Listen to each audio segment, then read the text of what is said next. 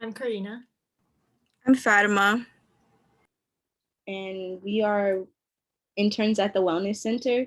This week, we're going to focus on emotional wellness, which is one of the wellness wheels. Yes.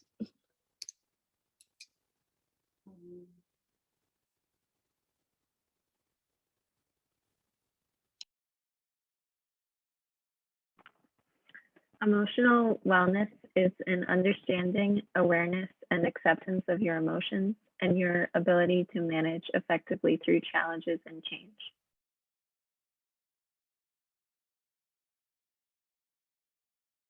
Resilience is the ability to recover from or adapt to adversity or change.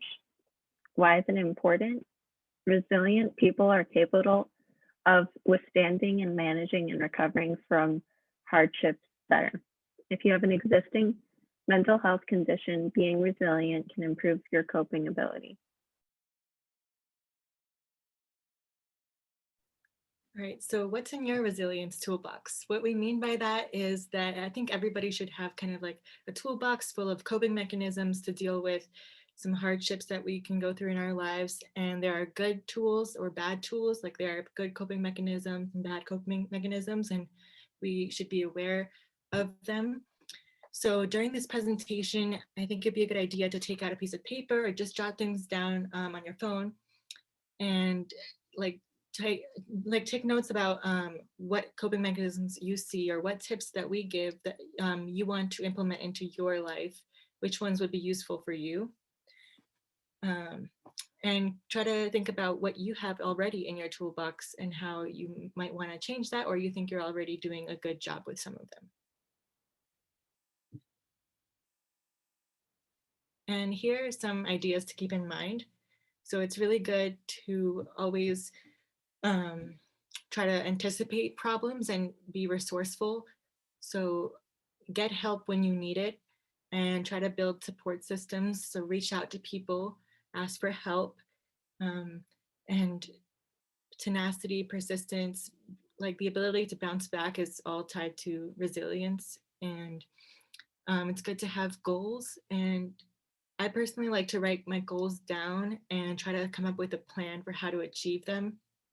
And I think it makes it easier to go through hard times when you have something to look forward to or when you're actively working towards something in your life. And the ability to stay calm and controlled in situations. So the idea of like thinking before you act. So try to like be graceful, like take failure with grace.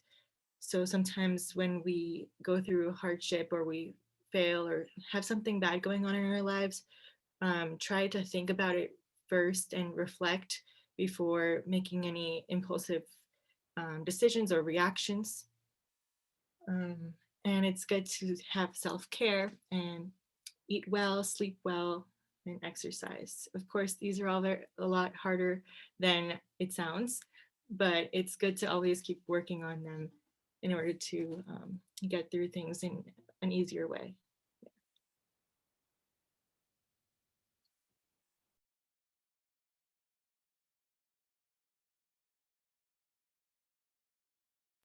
Sorry, I thought I was talking. As you mentioned before, emotional wellness is understanding your own feelings and expressing emotions in a constructive way and having the ability to deal with and cope with life's challenges. So we're doing a little inventory right now. So if you have a piece of paper or if you want to just take a screenshot and follow along,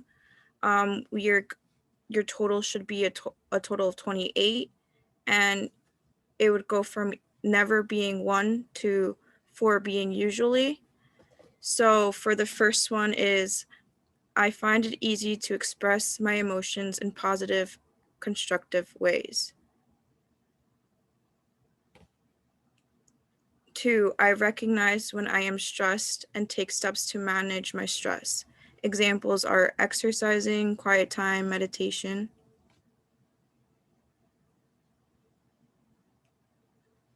3, I am resilient and can bounce back after a disappointment or problem. 4, I am able to maintain a balance of work, family, friends, and other obligations.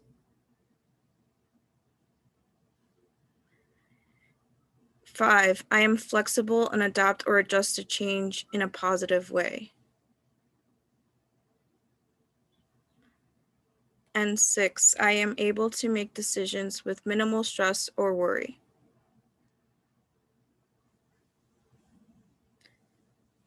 7, when I am angry, I try to let others know in non-confrontational or non-hurtful ways.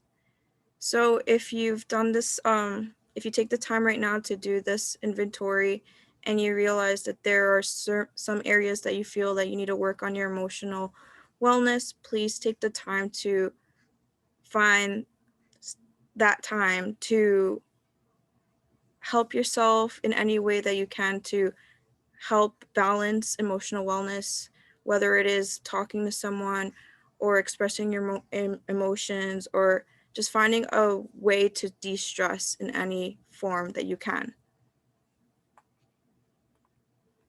For my tips, I will first show you guys a video that I created.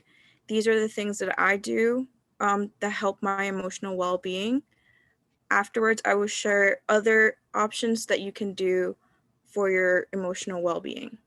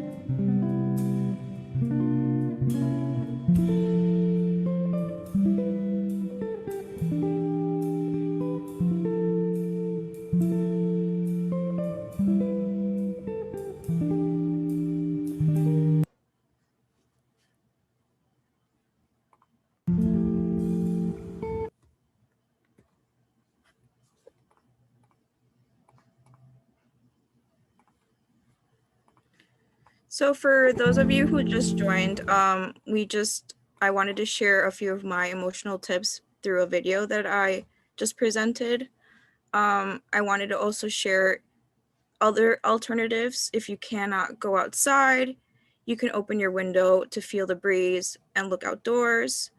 You can also buy plants, grow plants inside. So bringing the outside inside can help you feel a little bit more, I guess, happier and feel at least a little bit more like that you're relating to the outdoors or you're bringing the outside inside. So it should bring you a little bit more happiness. Dance or transfer music into a physical experience. So for those who can't really dance and move, you could do dancing or feel anything through a different way. So you could feel the beat through the ground or manipulate instruments and props to create rhythms that can be felt. So I think that's a great way for you to help your emotional wellness and just find a way to incorporate that into your physical space. Expressing emotions through art, I find, is a great way for you to express your emotions. So art therapy can foster healing and mental well-being. You could either create it or view others' arts, and it can help you explore emotions, develop self-awareness, and cope with stress, boost self-esteem, and work on social skills. And lastly, you can try breathing exercises, excuse me, when feeling overwhelmed and stressed. So if you can't go outside and run or dance or anything, you can always just take a moment to relax and just breathe, or just practice breathing exercises, which always helps me out whenever I feel stressed or overwhelmed.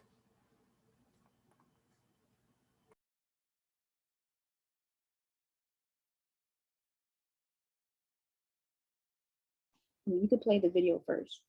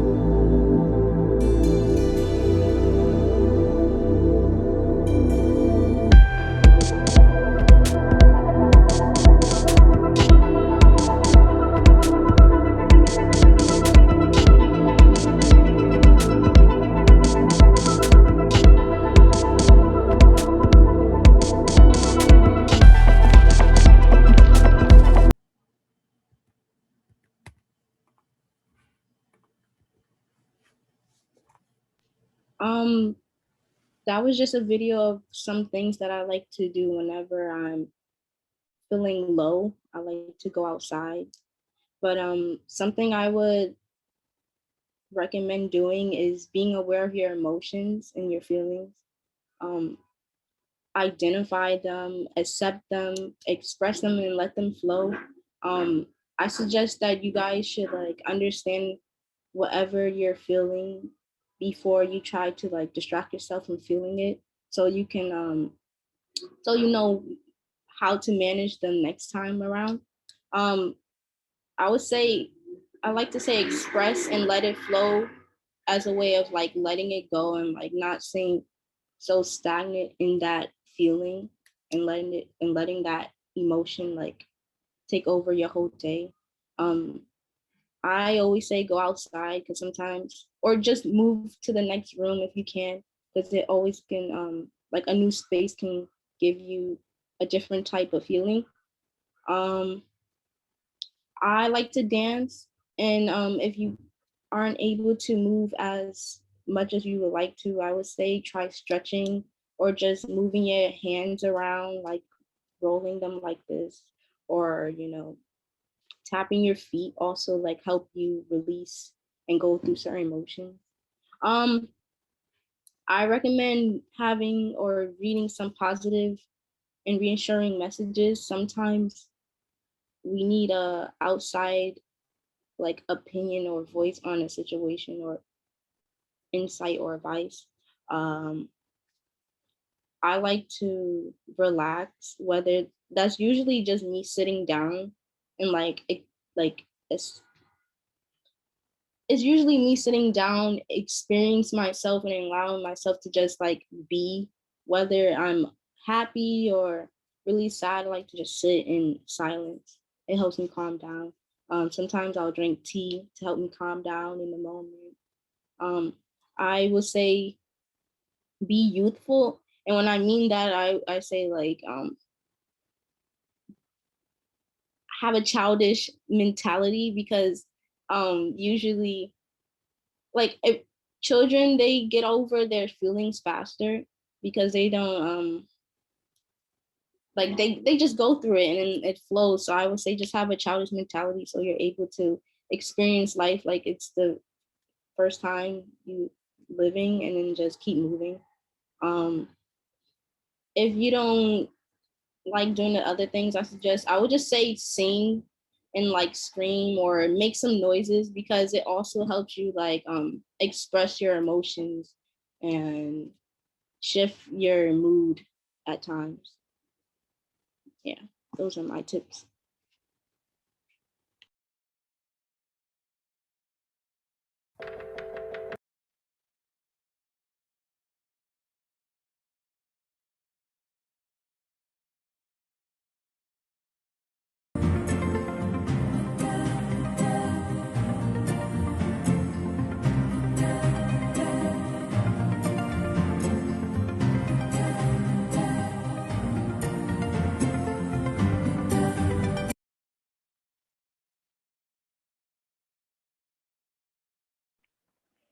So just a couple more of my tips.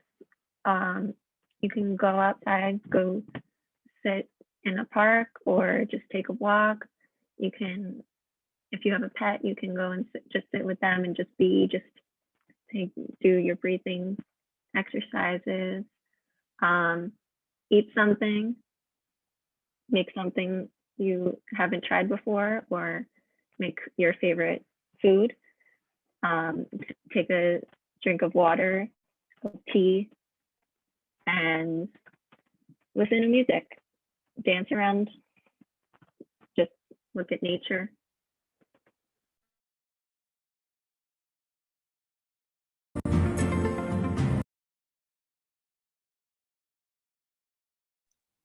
Yeah, this is my video that I made.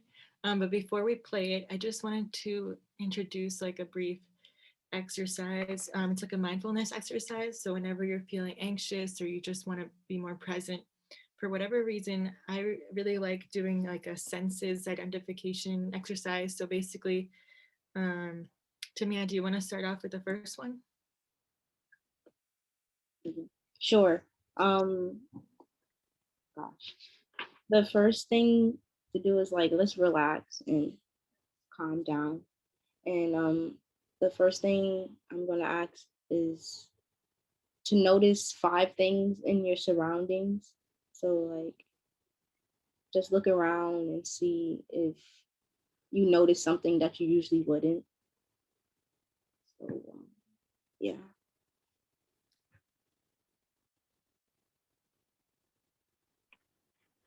Note 4 things that you feel.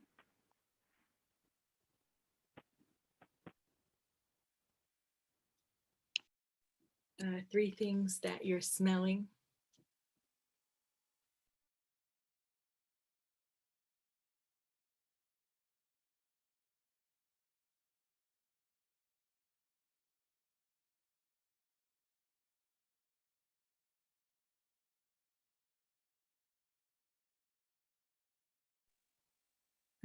Two things that you're touching.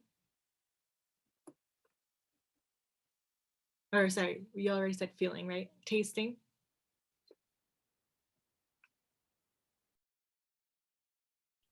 And one thing you can hear.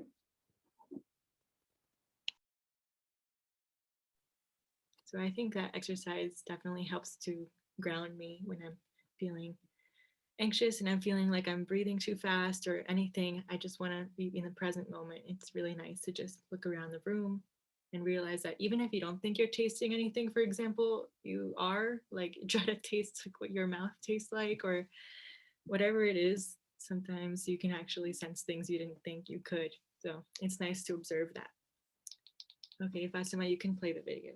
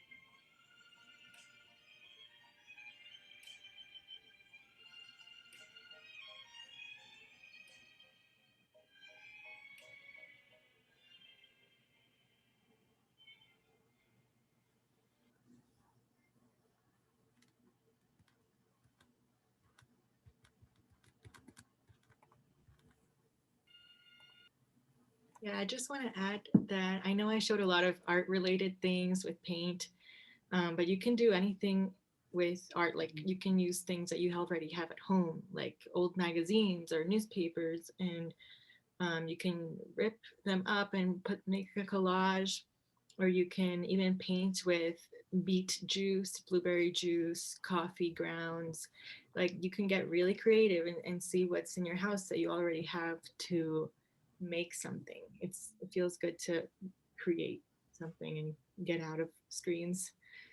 Um, and I think a good thing that I like about art is that, especially ceramics, if you're able to do that, that it teaches you how to deal with failure or like not doing what you thought you were going to do or not achieving a goal, because it gets you used to having to start again and that it's okay to start again. And also, I think it's important to normalize crying and screaming. I mean, screaming is a little bit weird, but I think it's nice to, if you can, find a place where it's appropriate to scream and just get it out. You know, it feels good, do something crazy. Whatever way you can to get your emotions out, as well as talking about them or journaling about them. It's really important to have something like that that's cathartic. And I had some journaling prompts in that video, which I posted on the wellness Instagram recently. And I could post them again if you would like to see them again. And also ask for help and support whenever you need it. I found that the counseling center at Purchase is really useful and it has helped me personally tremendously. And I would recommend that other people take advantage of it also. And practicing gratitude. You can write down or just think about every day or whenever you can the things that you're grateful for, and it makes you feel better afterwards. At least for me, it just makes me feel better, and more present as well. And setting priorities, I think, is really important. Just to get your life organized, it can make you feel like you have some control, and it makes you feel a little bit less overwhelmed sometimes.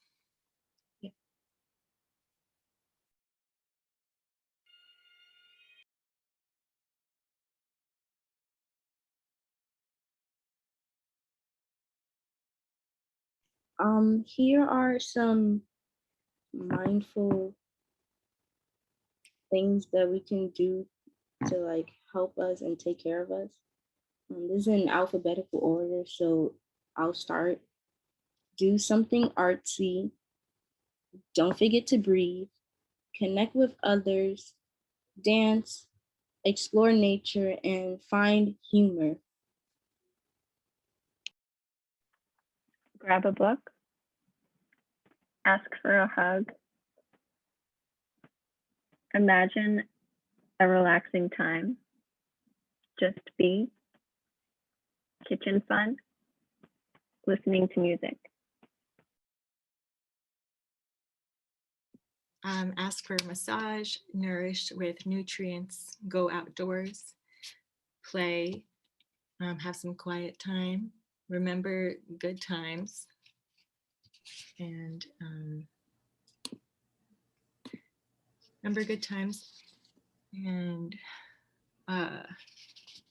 sorry, I can't read it very well, but this says sing, right? Yeah. Okay. Talk it out, unplug, volunteer to help, take a walk, express your feelings, yoga, and one of the most important ones that I think is get some sleep.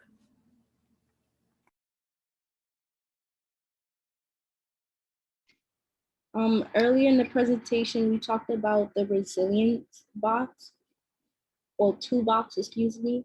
And I hope you guys took some notes because we have a lot of great ways to try. This is a self-care challenge that we found, and maybe you guys can like partake in it and challenge yourself to take care of yourself more. If anything, we can do anyone wants to share any tips that they wrote down or are starting, well, is going to start doing soon?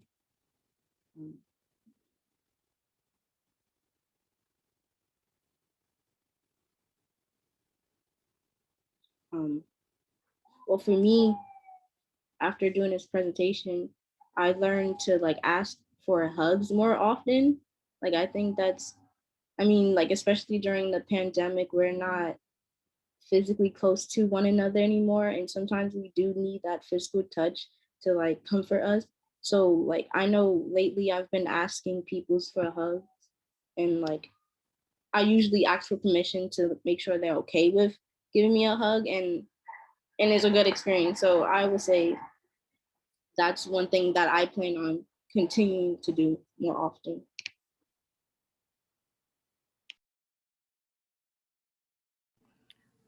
Something that I would like to work on after reflecting on all of these is disconnecting from social media for a day. I think I want to practice doing that more often instead of just a day. I think it's important for us to get away from social media.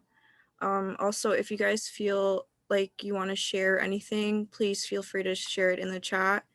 If you don't feel like talking right now or sharing. And I also want to start writing in a journal more often.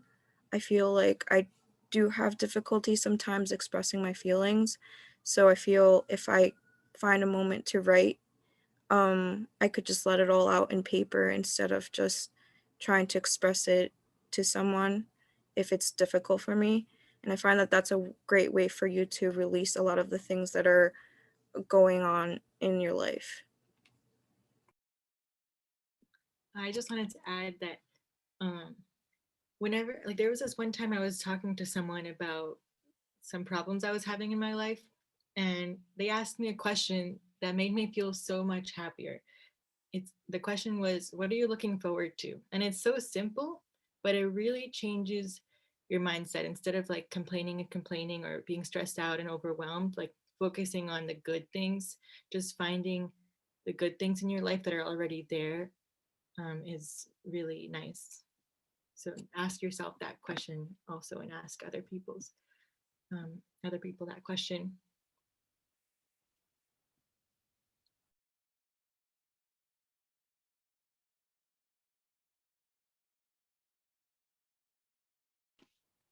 Oh, okay. Sorry, did you want me to go back? Yeah, I just want to say another tip that I found useful from doing this. Having a day, like a rest day, like this last weekend, I just recently did that. And I feel like just resting and like being away from responsibilities and like homework, school, friends maybe, or like family members, being by myself and just resting was really useful. And I like you said, Fatima, sleep, but I also say like having a day of just relaxing is really useful for emotional wellness because it helps you recharge and like be able to go forward during the week.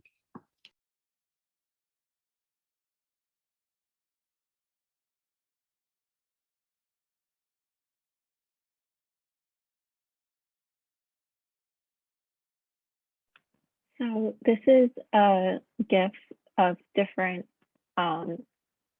ways to take care of yourself. So you can take a screenshot or just a picture of the screen, and it'll stop on a recommendation.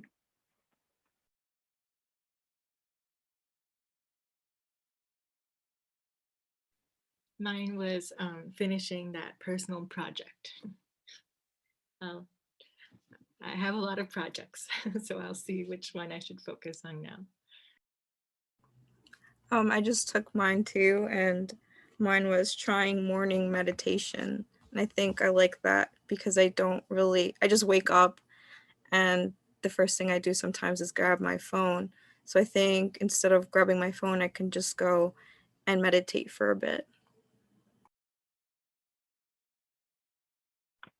Mine said to get 8 hours of sleep, which is a very good recommendations?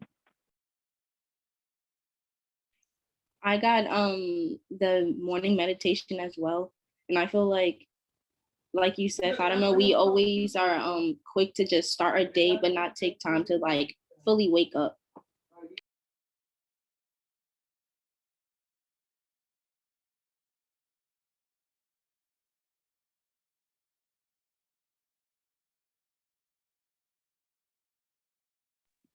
And here's the wellness wheel with the 8 areas of wellness: physical, intellectual, emotional, spiritual, environmental, financial, occupational, and social. And I just wanted to mention that all of these are interconnected. And so, especially for emotional wellness, I think it's important to have a balance in your life. So, for example, if your occupational wellness isn't going so well, like you might feel bad and your emotional wellness will not be as strong, and you'll suffer a little bit on that end, and it could affect other areas as well. So it's good to always have these areas of wellness in mind and try to lift all of them up as much as possible, because they all are related.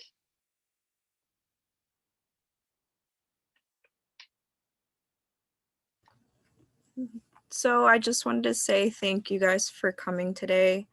We have this wellness program every Wednesday from 3 p.m. to 4 p.m. on Zoom. Next Wednesday, we will have the spiritual wellness. Then on the 14th, we'll have off. So I suggest that if you have been overwhelmed or stressed out with school or work or anything, to have that day for yourself, for your emotional well-being, for your overall well-being. So just try to do anything that can help you out. And just even if you have to like take a few hours for yourself, it's important to take care of yourself first. And if you feel like you need to catch up on any work or anything, find some time on that day to work on that as well. But always remember that you come first. So try to always take care of yourself first and then everything else after. On the 21st, we have environmental wellness, which is we also have the event in person for plants for pills. Sorry. And on the 28th, we have social and physical wellness.